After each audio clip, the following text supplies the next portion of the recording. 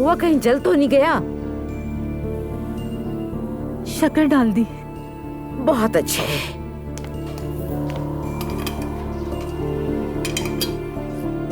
आई, मुझे तो समझ नहीं आता तुम्हारा क्या बनेगा। अब क्या करूं मैं इस खाने का? माजरत अम्मी, मेरा ध्यान नहीं रहा। जानती हूँ तुम्हारे दिमाग में कुछ चल रहा है। कुछ नहीं चल रहा मेरे दिमाग में, बस गलती हो गई मुझसे। ये गलती आज से पहले तो तुमसे कभी नहीं हुई थी। हुआ क्या है तुम्हें आज सुबह सुबह? गुड मॉर्निंग, क्या हाल है? मॉर्निंग कितनी गुड है, खुद देख लो। अस्तगफिरुल्लाह। मरियम मम्मी, कोई बात हुई है क्या?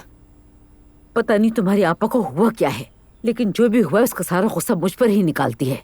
अब तो किसी से बात करना भी अजाब बन जाता है। माँ बेटी में तो अक्सर ऐसा हो जाता है।